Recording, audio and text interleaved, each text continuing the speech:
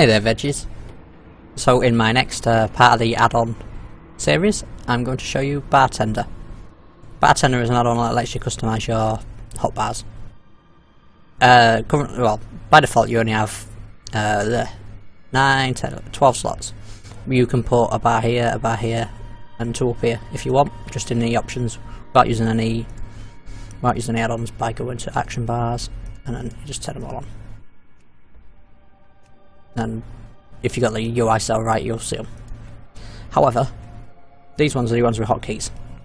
While you can set hotkeys up at the other sides, Bartender can make it a lot easier. And I'm gonna show you Bartender. I'm not gonna go through it in detail because it does a heck of a lot, but I'm gonna show you what I use it for. So Bartender's already installed. You can't really see it because I've not made any changes, and I've just made a new character just to clear the bar so it's a bit easier to see. So first things first, I'll show you the Bartender options. So /BT brings up the Bartender options, and you see they're locked and the buttons are locked. If I unlock them, I can actually move them about wherever I want, which is one of the features, which is handy. I can also do things like turn off the graphics here, make them smaller, make them bigger. Right, so let's lock them again. So one thing I have problems with is when you get to level 100, you have that many abilities. They don't all fit on this bar, and a lot of them you still want to use. I tend to put ones that, like buffs and that, I tend to put in these bars and I just click them. But then ones that I need to use in combat, I would like to have my hotkeys. And as I've said before, I use a Razer Naga mouse, so I have 12 buttons that I can use to hotkey. So in order to do more than 12, I need to use a modifier. And you can use modifiers like Alt and 1, Alt and 2, and you could have the buttons up here, and you could see them all if you wanted. But I don't really like it like that. So what you can do, you can find a bar that's not displayed. So bar 2 is not displayed, and you can see bar 1. So this is bar 1. If I turn the lock off, you can see it's bar 1.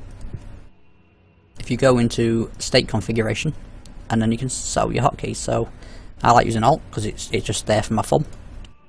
So I can say, if I press Alt, go to page 2.